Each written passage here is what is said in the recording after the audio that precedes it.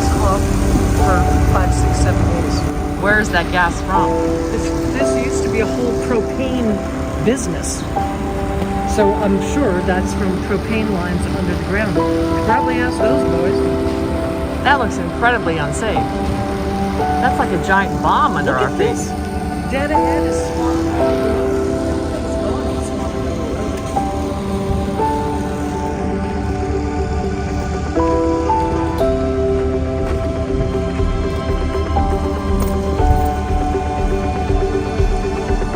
It's like this all the way down to the very big.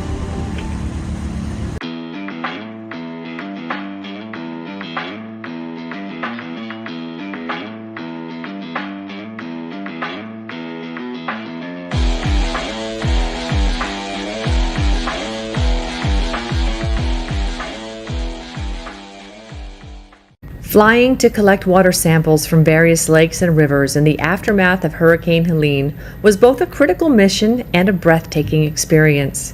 The helicopter soared over Lake Lure, its waters still and deceptively calm.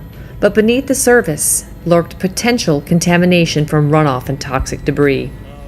Echo Lake was next, its reflective waters mirroring the dense overhanging clouds, while the Tennessee Dam provided a stark contrast with its structured appearance, reminding us of the region's power generation capabilities.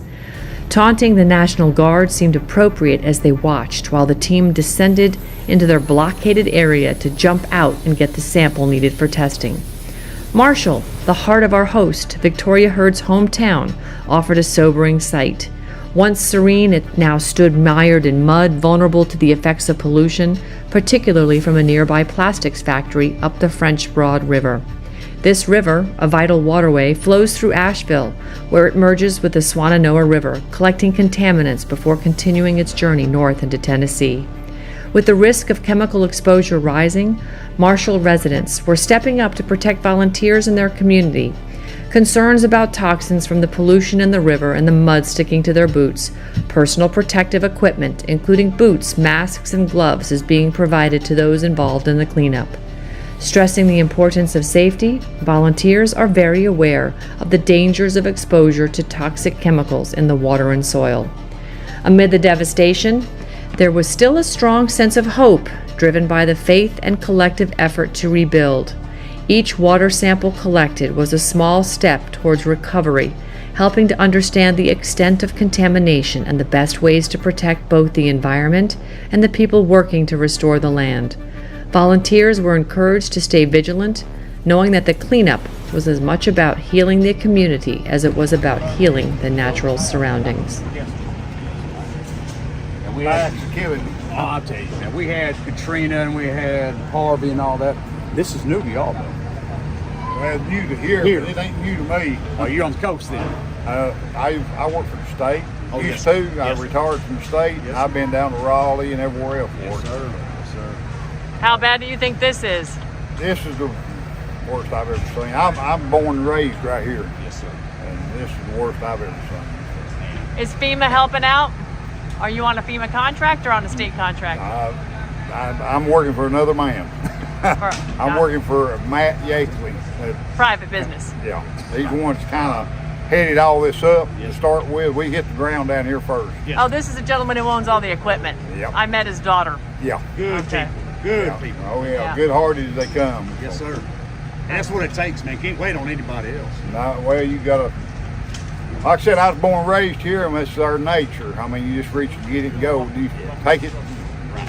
We're from Texas, and it's good to see other people like-minded. You know, we don't wait on nobody, and this is we help each other out. Most of these people that's here are not native people that lived here. Yes. There's very few in here now that actually, but the ones that you can tell, and I'm not saying nothing bad about nobody. No, sure. But you can tell the difference. You can. Oh, yeah. But like I said, my grandpa owned a shoe shop on Back Street. Oh, hell. When I was a little boy, I run around down here. I mean, everything's changed, even though before this happened. So it's hard to. I know. Like I said, he was on Back Street. He fixed shoes, cut hair, and horse gear, stuff like that. That's what he done. Oh, hell. You're gonna stay and rebuild? Huh? Will you stay and rebuild? Oh, like I said, I'm here. I mean, this is my home. I've lived here all my life. Ain't got a choice, like we Well, no, I mean, I'm pretty well done with my life, you know, as far as, Yes, sir. but I retired from the state and then went to work for this private man, so. That's good, man. Y'all killing it out there. I love it. God bless you, sir. God bless you, and you be careful. Yes, sir.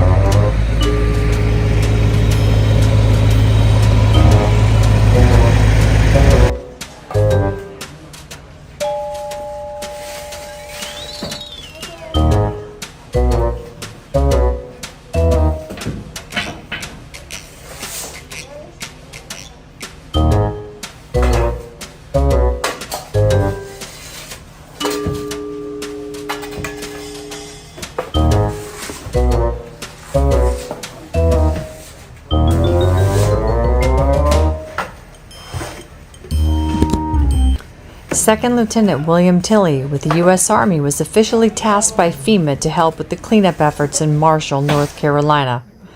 With a calm yet authoritative presence, Tilley represented hope and order in the chaos. Lieutenant Tilley, first of all, where are you from? Who are you representing? And when did you arrive here in Marshall? Yes, ma'am. So I'm from Rayford, North Carolina, which is where Fort Liberty is located. I'm here with the 20th Engineer Brigade, Task Force Castle. We're tasked by FEMA to come and provide aid on behalf of FEMA and clearing debris from the local area to help out the local populace restore to normalcy. When did you all arrive? We got here on Friday evening, ma'am. That would have been about the 5th of October. And when did you all receive orders to come? Would have been Tuesday, so the 2nd of October, ma'am. Okay. How are things going from your perspective for a cleanup? Are you here for the long haul? How long is the deployment down in Marshall, and where else do you think your division will be deployed? We're still assessing here in Marshall, ma'am, but we're prepared to be here as long as it takes until FEMA decides that we're no longer needed. Will they rebuild the town? Does FEMA have any say in that? Or what is their directive and what is your directive? I'm unsure on that, ma'am. We're just here as part of a mission assigned by FEMA to assist the mayor here in Marshall. Are you coordinating with mayor or anybody on the ground in terms of emergency management services? I'm taking all orders from the mayor right now, ma'am. Just trying to complete the things he initially tasked us with, which was the town hall here, clearing that out, as well as the basement of the church and the storm drains, ma'am. Any of the other private businesses, are they getting support? So for private businesses, ma'am, we're not authorized to help them right now. What I'm going to do is get points of contact for them and the businessmen, and I'll pass that up. And hopefully that'll get to whoever needs that at FEMA so they can designate other resources to help them. All right. From your perspective, how is the operation going? It's going well, ma'am. We are getting plugged in here. It took us about a day to find where we really needed to be, but now we're here and we're ready to help. All right. Thank you very much. Appreciate your time. Yes, ma'am.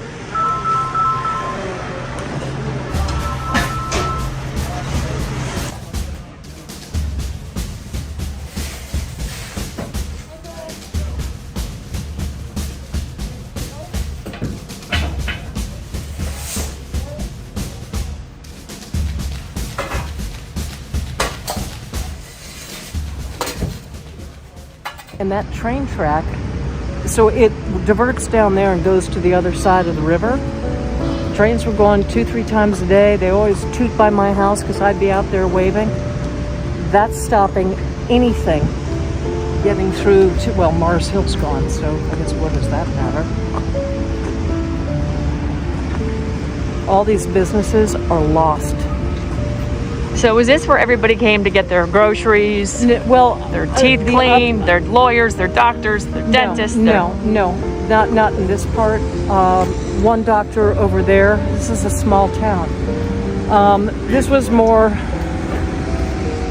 is more small businesses, maybe 2 or 3 breweries, a couple of cafes. There is an attorney's office. The courthouse is right there. The DMV, a small little, I mean, it's this tiny town. So, no, the grocery store is up on the hill in Marshall. There's an Ingles there. There's no drugstore here. You can get stuff inside of Ingles, I guess. Pharmacy inside of Ingles. Using backhoes to clean out the mud. Oh, man. What is this building right here? It used to be the old jailhouse, and now it was turned into an Airbnb and a small little restaurant. You can come sit on the river, have hors d'oeuvres, cocktails, whatever.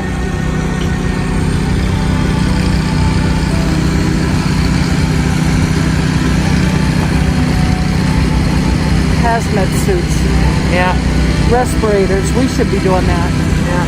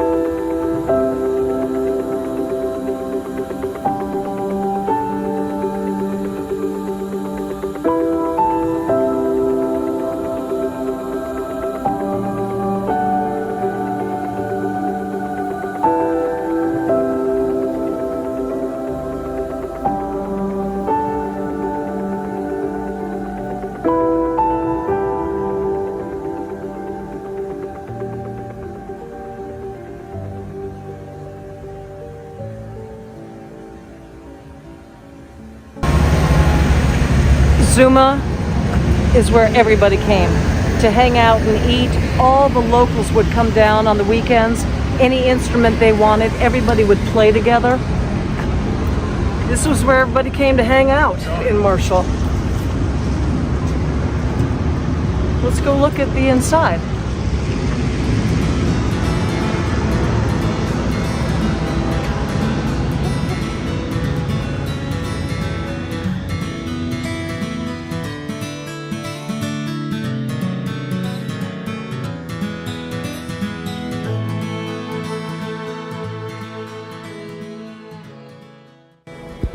We drove through downtown Marshall, North Carolina, along the banks of the French Broad River, and the devastation left behind the flooding was hard to take in.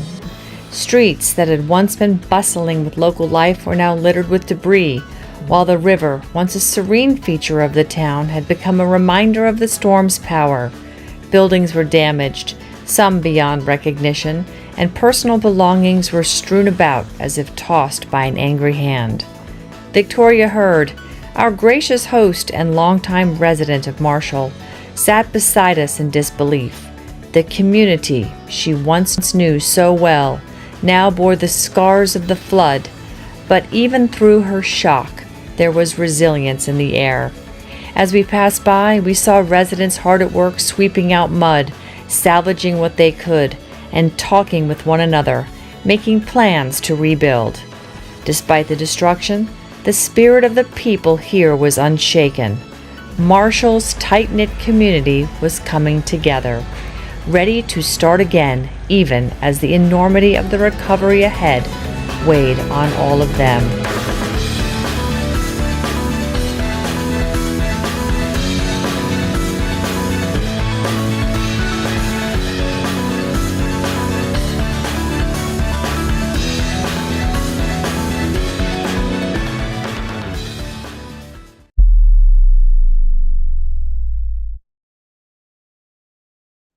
Many of you have been asking, where am I getting the energy from? Where is the glow coming from? What's changed with your hair and skin? Well, simply in the last month, I started taking a product, C60 Evo. If you go to c60evo.com/Ann Vandersteel, you too can get radiant energy, mental focus with C60 Evo's ESS 60. What is it? That is pure C60. Get that increased flexibility, immunity, and longevity. And guess what, folks? It's not only for people too. You can get some for your pets. My animals are on it now. And that's right. I'm having trouble keeping up with Vegas, my dog, who I like to go on long walks with in the morning. He is battling back on the heat down here with his C60 Evo as well. Go to c60evo.com/Ann Vandersteel and try their delicious oils that you can eat and add into salads or put on your food, and also incredible facial serums and creams that are making a massive difference in the texture and feel of my skin. c60evo.com/Ann Vandersteel. Dabu. Dabu. This way. Dabu. I see. Good boy. Look that way. Let me do frisbee. Frisbee. The Republic of Texas is representing here in North Carolina. Doc Pete Chambers, known to many as an instrument of God's blessing, was a key figure in the efforts to help the people of North Carolina recover. His presence alongside the local community brought a sense of hope and divine guidance. Victoria Hurd, our host, standing firmly with him, felt the weight of the moment as they worked to show solidarity. For them, this was not just about physical recovery, but also about spiritual unity. They were accompanied by members of the Remnant ministry, hailing from the Republic of Texas, who had come to North Carolina's Alamo to support the residents in their time of need. The symbolism of this mission was not lost on them. Much like the historic Alamo stood as a bastion of resistance, North Carolina now became a place where faith, resilience, and community were coming together to fight against the devastation left behind by Hurricane Helene. Just talking about getting ready for the day and getting back in the air today or so, most likely. Definitely go to the hangar, look at the Sea Jock, or the Jock at this point, so maybe not combined, but it's a Joint Operations Center out of Avery. And then if we can't get on in the air, we'll make sure we do some ground and pounding again today. So. We got a package over at Lincoln County Airport too. Maybe we could fly over there if we can get in the air over at Avery. You bet, absolutely. Pack it, pick it up. Absolutely, we'll get that done. So Sam, you drove in yesterday with Doc. I did. And Joe. Yeah. What's it like? What did it feel? Is there an energy shift in the country from, I mean, just energetically speaking? Can you sense anything, or is it just business as usual to America? I put some of this out on social media. There's a lot of doom and gloom on social media because we're seeing the failure of big government to act on the behalf of taxpayers. And I think we've gotten to the point where we expect that. We expect that from our government. But what I put out was, I see the response from American citizens, the grassroots folks, and it's been incredible. Absolutely incredible. The thousands of people coming from all over the nation, all over the world actually, responding to their fellow countrymen, their desire to help, not to make money, not for any kind of personal ambition, but just to help their fellow citizens in their time of need. It's incredible. I'll be out on the ground later, developing our own, call it common operating picture for our team, the kind of work we're going to do, tie in with a lot of these folks. But I feel so blessed to be a part of what's going on right here, simply because of the selfless actions and service of all of these people that came out, spent their own resources, their own time to do this. It's an incredible thing. So yeah, I do feel an energy shift. Even being here on this property right now, Miss Victoria, she's beautiful, beautiful, incredible soul. Their shared mission extended beyond the cleanup. It was about strengthening the spirit of the people and reminding them that they were not alone. Whether through distributing supplies, offering words of encouragement, or simply standing alongside the town's residents, Doc Chambers and Victoria represented a powerful testament to faith and action in the face of adversity.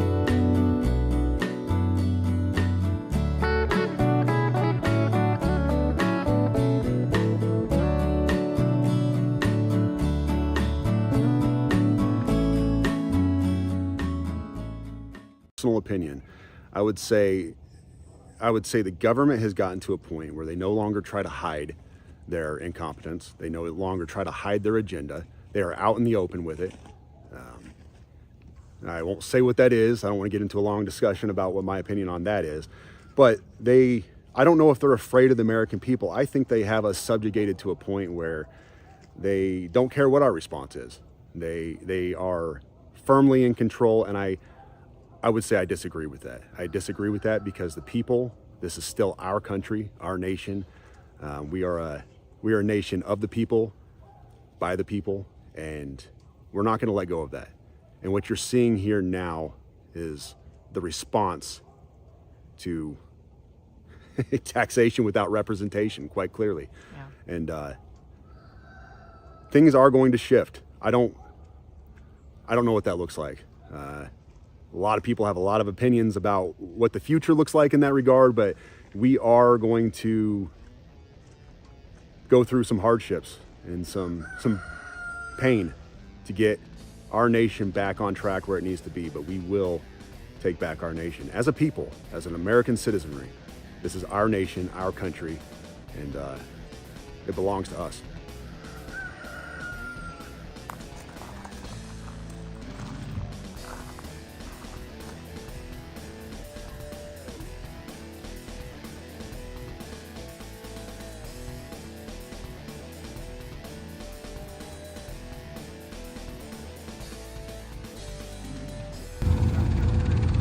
We'll be headed out right now to head over Spruce Pine, hard hit.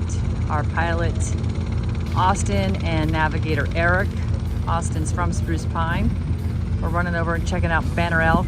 We're gonna do a drop back in Candor at the Pole Baptist Church. And then we'll be back about an hour and a half tour, so we'll pick up some good footage.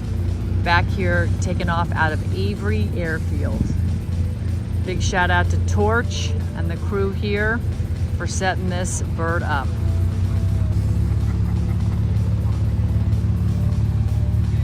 Me? You been flying with your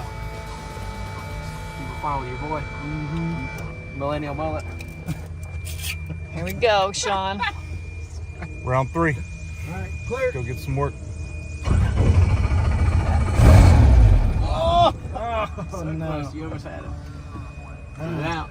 At first, the helicopter wouldn't start, and we shared a light moment, joking that God must have been laughing at our situation. After a few tries, the engine roared to life and we were finally airborne. Our pilot, Austin, had shown up to help, feeling a deep connection to the region as he had grown up in the area. His familiarity with the landscape made the flight feel even more personal. Our navigator, Eric Courier from Television, who is known for capturing high-stakes videos for NASCAR and other major events, guided us on a journey through the devastation left by Hurricane Helene. His expertise added another layer to the experience as he documented the total loss of life and property from an aerial perspective. Each pass over the affected areas highlighted the profound damage, and soon we made our way to our first landing in Banner Elk. It was a poignant reminder of both the tragedy and the resilience of the communities we were there to help. Upon our arrival in Banner Elk, we were greeted by Alex Nelson, a 33-year Army veteran and command sergeant who had multiple deployments under his belt. Hailing from Winston-Salem, he was running point on the ground, coordinating efforts with precision and the kind of calm confidence that only comes from years of military experience. His leadership provided a strong foundation for the team, ensuring that everything on the ground was running smoothly while we continued our mission in the air.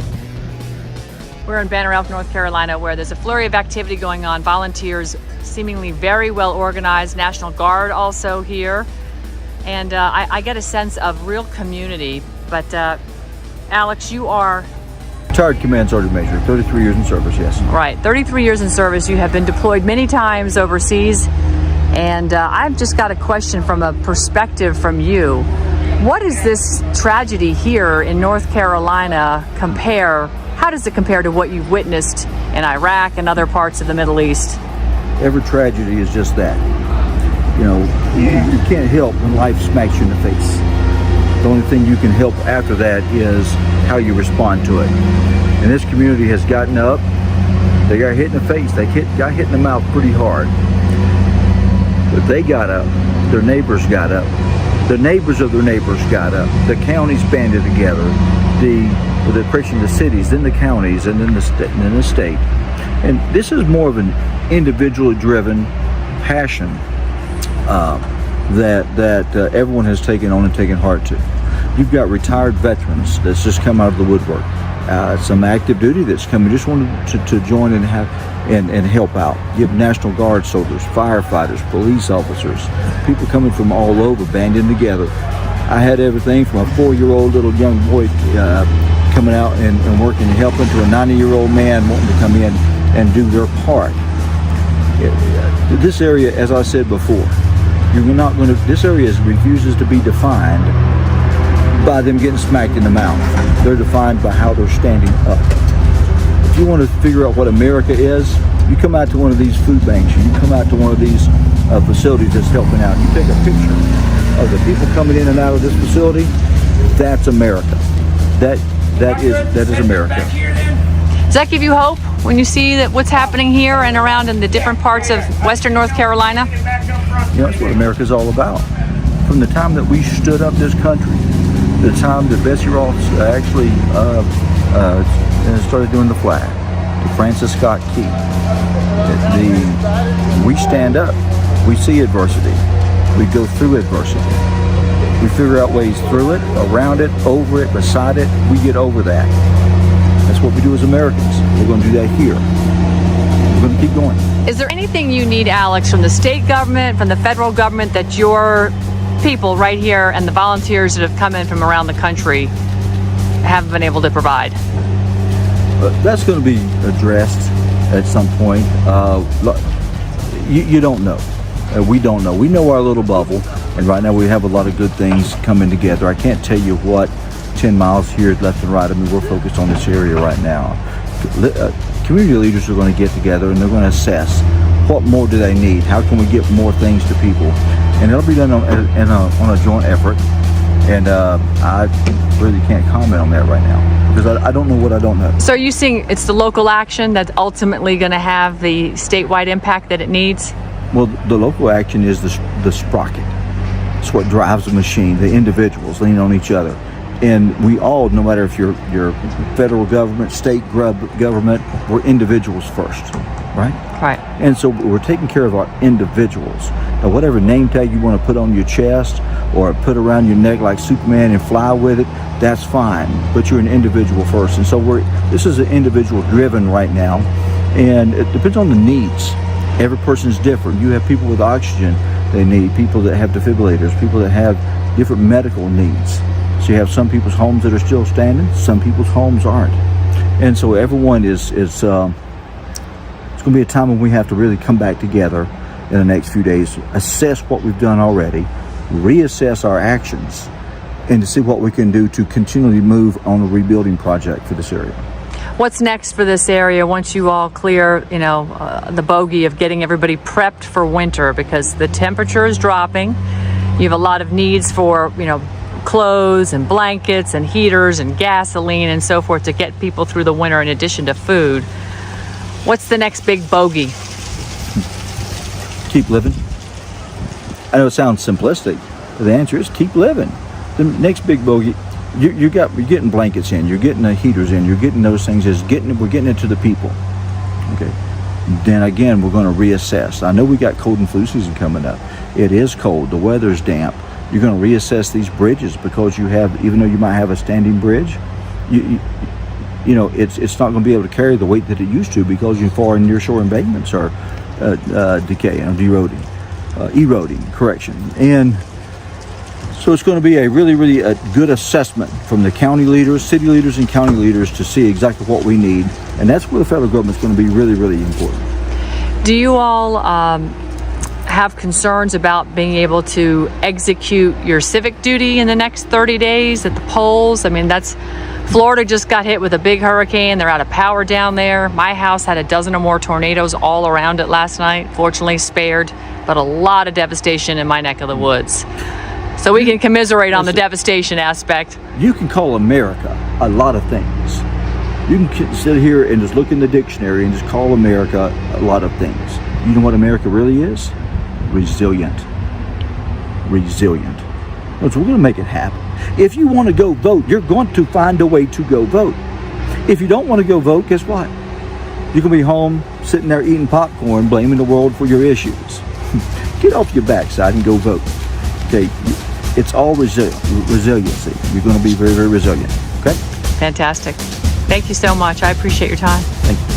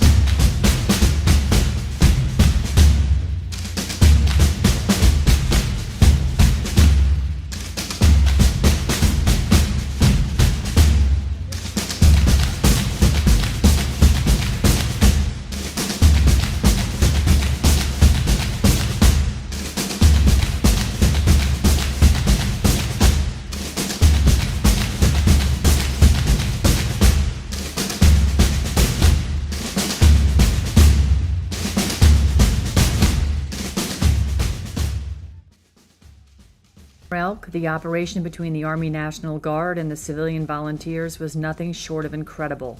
The abundance of supplies and the efficient system for distribution were striking. With a clear chain of command in place, every key element of survival was being addressed, providing critical support to those most affected by the hurricane. The teamwork between military personnel and volunteers ensured that the process was smooth, allowing for resources to reach those in need quickly and effectively. Before leaving, we established new points of contact, strengthening our network to support the entire western North Carolina region with supply chain logistics. With this in place, we headed to the hardest hit area of Pensacola, where the aftermath of the flash flooding along the Big Toe River awaited us. There we saw the cadaver dogs still searching for missing campers who had been in their motorhomes when the floodwaters rose unexpectedly. 60 families were still unaccounted for, and the debris field was a haunting reminder of the tragedy. From the air, pieces of campers and motorhomes were scattered across the landscape, stark evidence of the destructive power of the flood that had swept through the area. The weight of the mission ahead in Pensacola was heavy, but the drive to help and find and support these families pushed us onward. We returned to Avery Airfield, feeling a deep sense of gratitude for the helicopter that had allowed us to cover so much ground quickly, link up with ground forces, and solidify crucial connections in the ongoing rescue and recovery effort. As winter looms and nighttime temperatures are expected to drop into the 30s, the urgency of the mission only increases. Yet the resilience of the people of Appalachia shines through. Despite having lost nearly everything, their faith in God remains unshaken.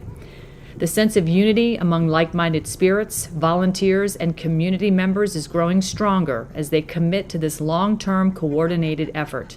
On our way back to base camp, we made a stop at the West Yancey County Fire Department, where I had the chance to speak with Don Crane, a firefighter engine captain and operations support coordinator.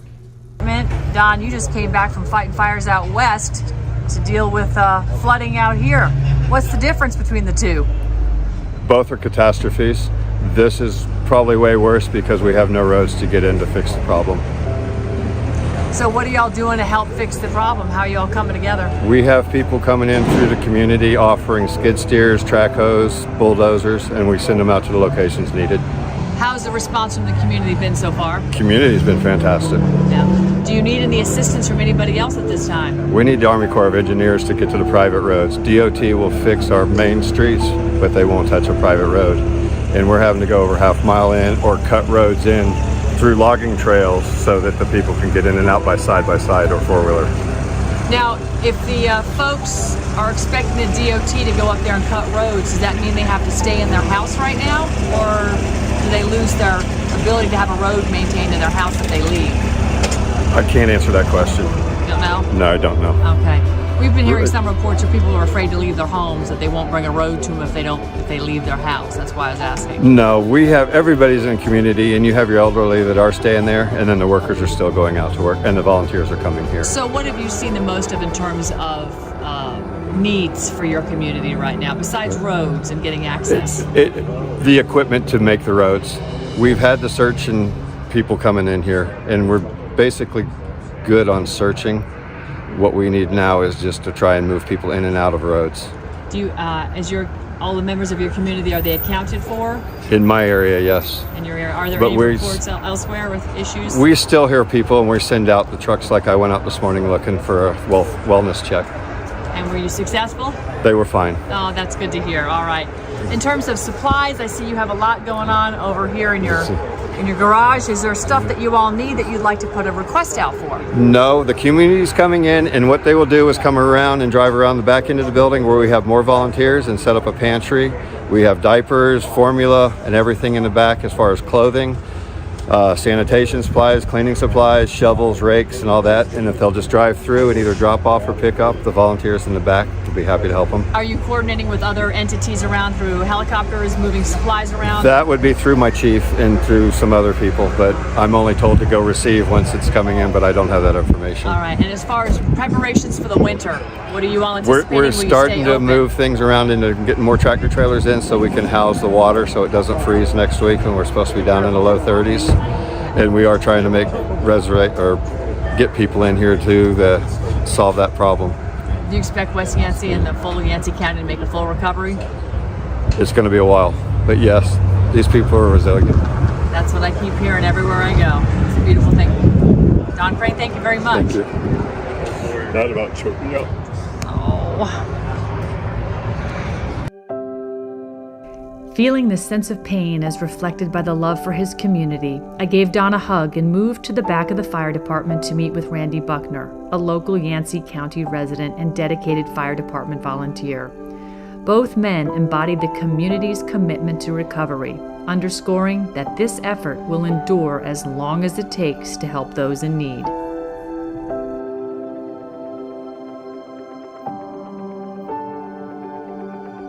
Hey, my name's Randy Buckner. I am just a volunteer at the fire department. This is my community. Most of our county was totally devastated. I live in the fortunate one who lives in the end that didn't get hit much. So we're here trying to make sure everybody's safe, fed, and stays warm with the cold weather coming in. And this is all volunteer stuff here. But it's been amazing. People from all over our country, all over our nation, it just amazed me at how they came in, and well, it's pretty evident to what they have done. It's pretty impressive. Randy, I see you have a drive-through here. We do. This is the first one I've seen set up like this. This is fantastic. Whose brainchild was that? It's just something we figured out we need to do, and it works pretty good because they can circle around. People drive through and drop, and we get some of the larger trucks. We have to take them down to another lot. But just individuals pulling trailers, they come in. We try to help them unload, but most of the people coming in also jumps in and helps unload, and it's just good people in my country. That's fantastic. Now, have you had any families that come in that have lost completely everything? We've had families just lost everything. There's a lot of families lost everything. Just to be honest with you, I was supposed to be in New Mexico elk hunting this week, and we didn't go. We wouldn't have went anyway, but one of the guys going with me lost his entire home. He saved his family, but he lost his home. My God. West Yancey and Yancey County going to rebuild? We're going to rebuild. It may take a while. It looks like we can't, but we're strong people. But when we get done, we're going to be a lot stronger. Do you need anything else, sir, to help make this operation even a more well-run machine than what I see here now? Big thing right now is financing to help get our infrastructure and all that back and our people, and then figure out how we're going to get the people that lost their homes back in homes. It's going to be a long road and a hard road. As far as the food our country's been fantastic. Clothes, anything we've asked for. Right now we're trying to make sure that the areas that's not going to have electricity 8 months, 9 months a year, those people are covered with generators, any type of heat source they need, food. Some areas are starting to gradually get electricity back in. Our utility companies have been amazing, plus companies have come in from all over the country to try to help build this, but it's just total devastation, and it's a sad thing, but we'll deal with it. We'll overcome.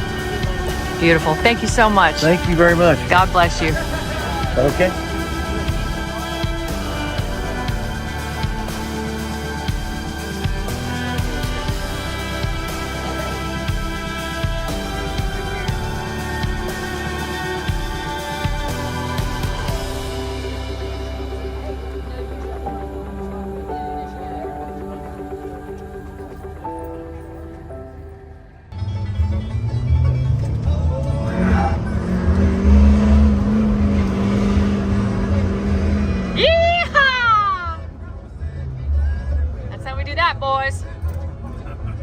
Ride was the call, and they rode. I love me Tombstone.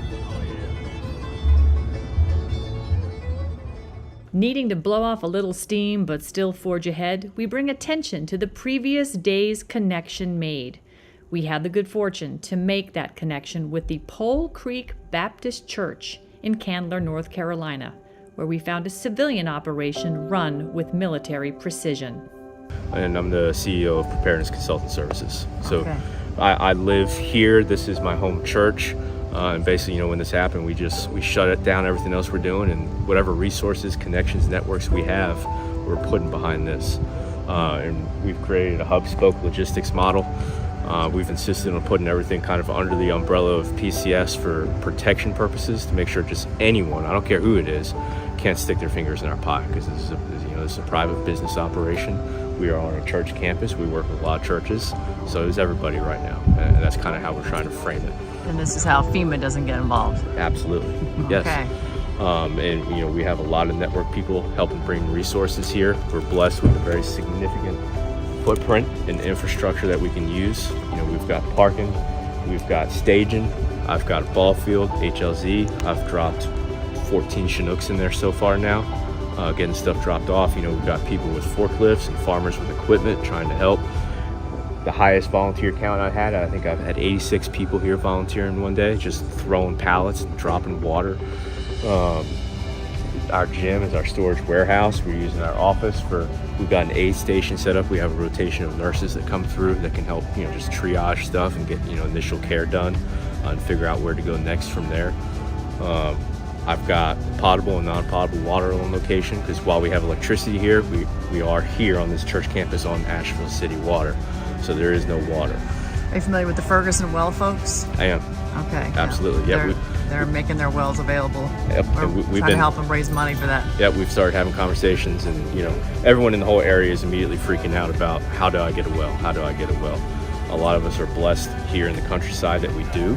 And part of the benefit with that as well is it makes it very easy for us to refill our potable and non-potable containers, because we have people that are obviously willing to share their well access with us. And even if you don't have electricity, we've got handymen and all sorts of people here that can very easily get electricity into a well pump. That doesn't take a genius to figure that out, even to do it safely. We've got certified electricians, everything. So we're just making it happen.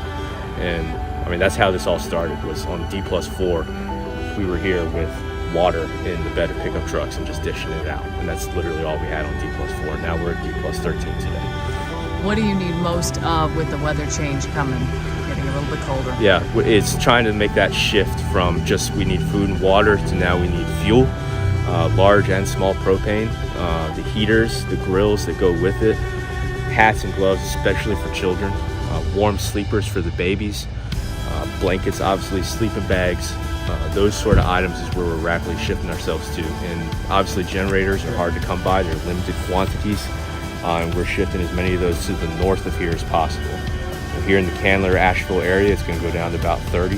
That's plenty survivable here. Obviously, it may not be comfortable, but then at the same time, north of here, you have a significant temperature drop from there. So we're trying to focus that kind of asset up there at this point. And that's the shift that we're looking at. And that's going to become a very harsh reality here in about 7 to 10 days, realistically. So we're trying to get ahead of it now. What are you hearing most from the people that are coming in? What are they telling you? They hear there's a desperate need, and they don't know where to go is the hardest thing. And that's one of the things we're working really hard here is people come through here. This is a hub. We can top you off if you're short on logistics. We can give you specialty items and try to give you accurate intelligence as best as possible. We call it walking in on target. If you're a military background, you know what I'm saying.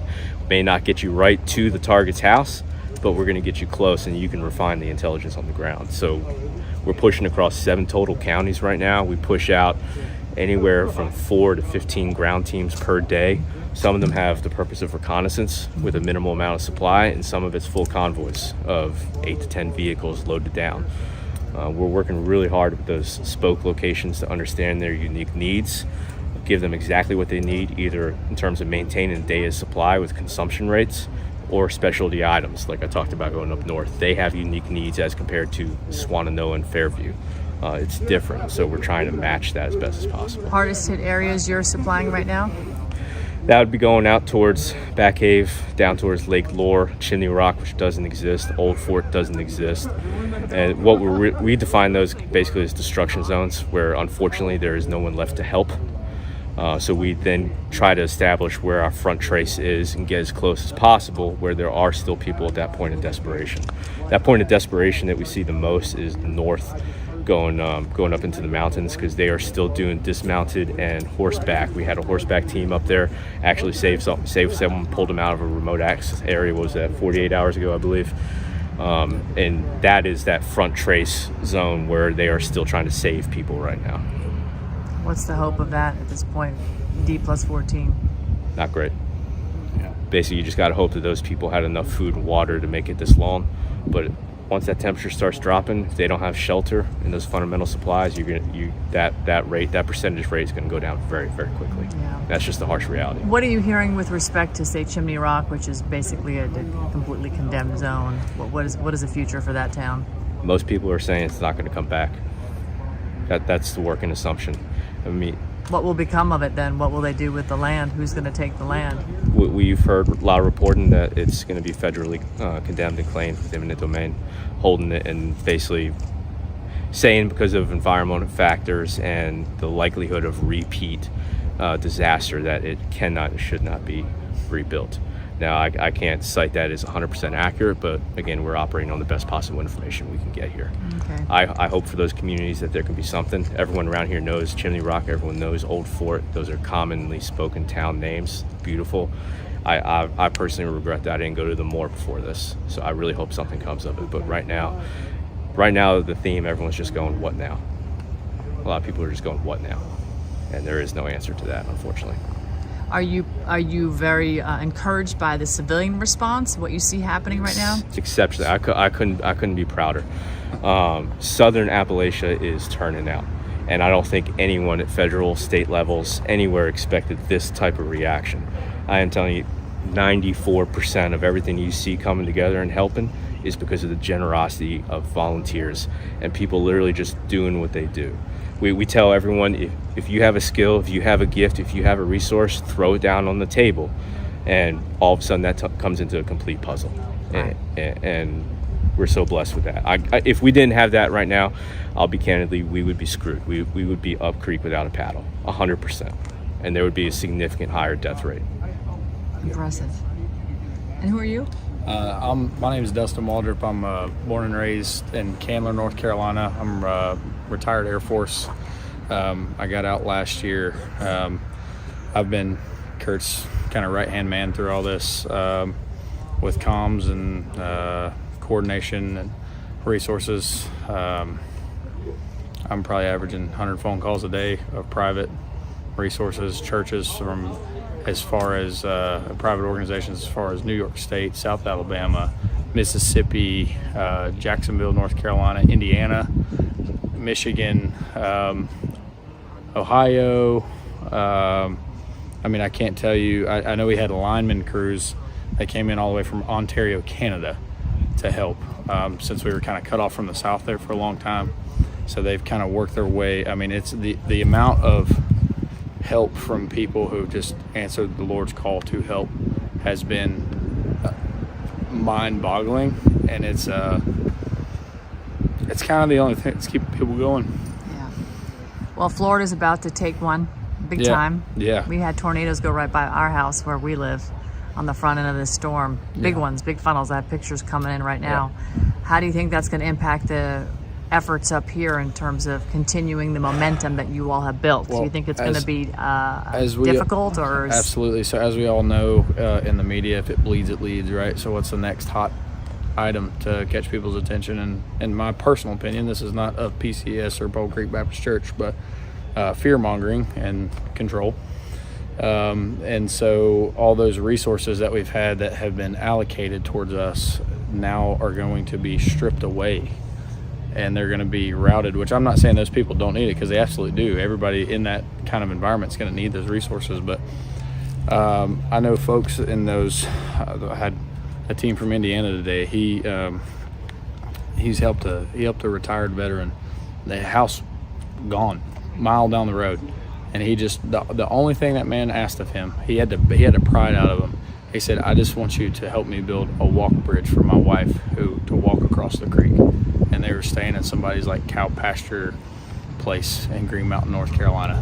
You know what I mean? Like, the folks in Appalachia are too proud and too stubborn, and they've been through so much, as it's in the culture here, to just get by and do what has to be done, and they've been doing it for generations. So it's just, a lot of people don't understand the total secondary, tertiary, et cetera, impacts that start, you know, at D1 and they work their way out. They don't understand the full scope of what it takes to recover from this type of biblical level event.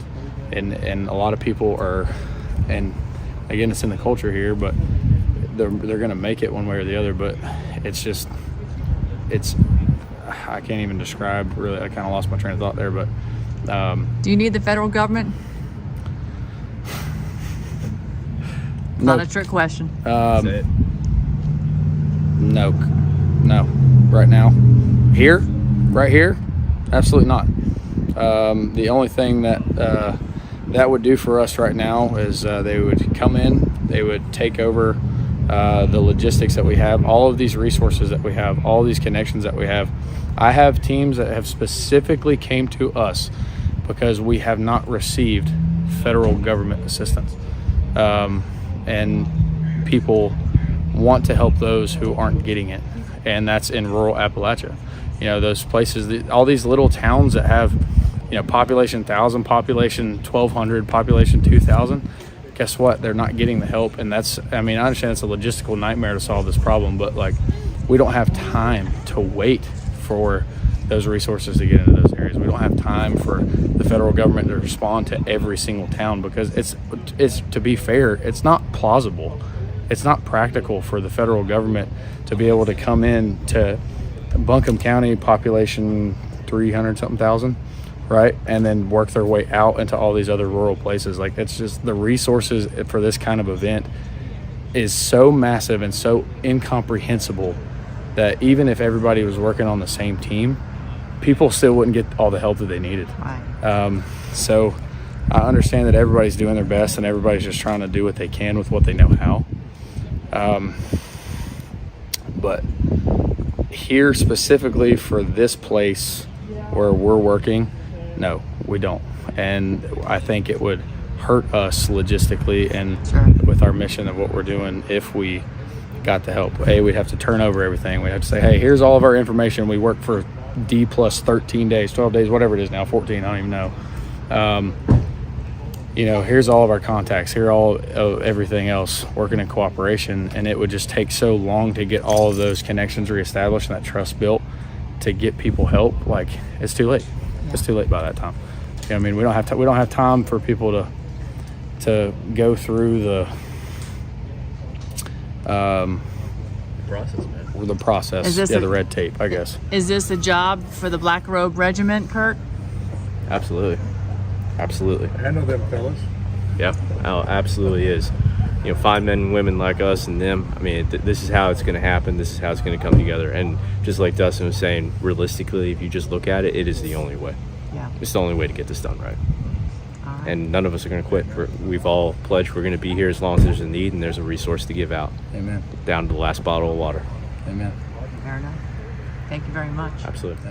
Texas, but we're the Remnant ministry from Texas, so we work out of Central Texas border operations. But I want people to know this, and it's important. In 1836, a bunch of guys from Tennessee and North Carolina as well came down to our Alamo and stood there. On February 24th, William Barrett Travis wrote a letter, and he said that he mentioned there everything that is dear to the American character to come to our aid with all dispatch. We'll return the favor. We appreciate you. We welcome you with open arms. There's never been a time that Appalachia has needed it more than right now. And we want people to know that's why Anna's here. We're helping her, but we're going to be here for the long haul. This is a marathon. Amen. And we appreciate it. And we may be stubborn here and dig our heels in and do everything we can, but the bottom line is we still wouldn't be able to do it without people like y'all coming in and backing us up. It takes a village. That's right. In these things, like we've all got to take care of each other, and we've all got to do what we can in our scope. That's right. Our And with area of regard to the expertise. federal government, I served them for 39 years. I left out of Fort Bragg, 3rd grade. I love that job. Best job I ever done. Amen. But I took that armor off and I put on the armor of God. Amen, brother. Ephesians 6. And in the army of God, it don't matter. But we know the ending. I've had a Bible verse that I've been reading every day, literally every day, and it's going to take me a minute, but it's an incredibly powerful message. It's Psalm 31, and it's a plea for protection. It says, "Lord, I seek refuge in you. Let me never be disgraced. Save me by your righteousness. Listen closely to me. Rescue me quickly. Be a rock of refuge for me, a mountain of fortress to save me. For you are my rock and my fortress. You lead and guide me for your name's sake. You will free me from the net that is secretly set for me, for you are my refuge. Into your hands I entrust my spirit, for you have redeemed me, Lord God of truth. I hate those who are devoted to worthless idols, but I trust in the Lord. I will rejoice and be glad in your faithful love, because you have seen my affliction. You know the troubles of my soul, and you have not handed me over to the enemy. You have set my feet in a spacious place. Be gracious to me, Lord, because I am in distress. My eyes are worn out from frustration, my whole being as well. Indeed, my life is consumed with grief, and my years with groaning. My strength has failed because of my iniquity, and my bones waste away. I am ridiculed by all my adversaries, and even my neighbors. I am dreaded by my acquaintances. Those who see me in the street run from me. I am forgotten, gone from memory like a dead person, like broken pottery. I have heard the gossip of many, and terror is on every side. When they conspired against me, they plotted to take my life. But I trust in you, Lord. I say, you are my God. The course of my life is in your power. Rescue me from the power of my enemies and from my persecutors. Make your face shine on your servant. Save me by your faithful love. Lord, do not let me be disgraced when I call on you. Let the wicked be disgraced. Let them be in quiet and Sheol. Let lying lips that arrogantly speak against the righteous and proud be contempt and silent. How great is your goodness, which you have stored up for those who fear you. In the presence of everyone you have acted, for those who take refuge in you. You hide them in the protection of your presence. You conceal them in the shelter from human schemes, from quarrelsome tongues. Blessed be the Lord, for he has wondrously shown his faithful love to me in a city under siege. My alarm, I said, I am cut off from your sight, but you heard the sound of my pleading when I cried for your help. Love the Lord, all his faithful ones. The Lord protects the loyal, but fully repays the arrogant. Be strong and let your heart be courageous, all you who put your hope in the Lord. Amen. And I think a huge thing we have to remember too is not only God's place in this, but God's army. And I think a lot of the frustration and disillusionment with the federal response is a lot of people forgetting too. It is not in this country's framework for the federal government to come in and solve everything for us. That's not their jobs. Not only can't they shouldn't. They shouldn't. We're a United States of America.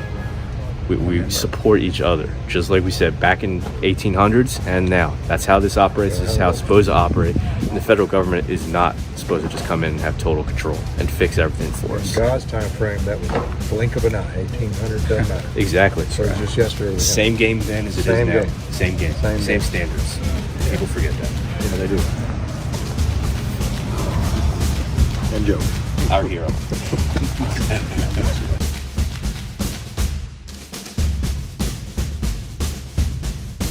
We turned back towards base camp in Weaverville. The indomitable spirit of our host, Victoria Hurd, remained unwavering. But we took a personal moment to reflect on the loss of one of her beloved Rhodesian Ridgeback rescues, Zen. She believes Zen was only 5 years old when he moved closer to God. It was a somber day filled with sadness as we said goodbye and thanked this happy soul for the joy and service he brought to Victoria's life. Cancer had taken over his once strong body, but Zen left behind a legacy of love, returning the kindness he received in full measure. Victoria knows Zen is now with her previous rescues, horses, chickens, and other farm animals by God's side, shining down love and strength on the Remnant Army who continue their work as God's instruments of blessings. Today we honor Zen, remembering the joy he brought to Victoria's life, and we reflect on the many creatures who have touched our hearts as we press on in our mission to help our fellow Americans recover in the wake of a disaster. I also took a moment to think of my family and friends in Florida who endured hundreds of tornadoes with dozens touching down just 1/2 mile from our home. President Trump has promised to stand with the community near his residence as they begin their journey of rebuilding. Together, we all move forward, transitioning towards greatness as we continue our work.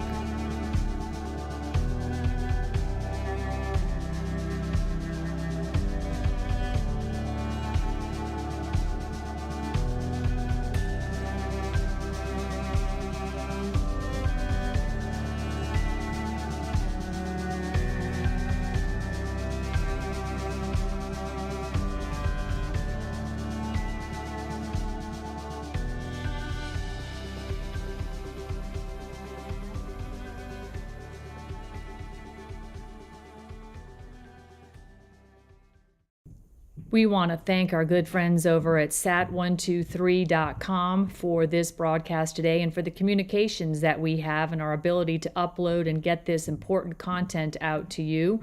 We have a Starlink Mini here on site and out in the field, so please, if you need communications, reliable, on-the-ground communications, when power goes out, go to sat123.com. Give them a call, 941-841-0844, 941-841-0844. Tell them that Ann Vandersteel sent you. These folks have stepped up, incredibly so, across a multitude of channels here on the ground in North Carolina and back in Florida, where our friends are still picking up debris from Hurricane Milton and those tornadoes. Have a blessed evening, everybody. Go to sat123.com and make sure you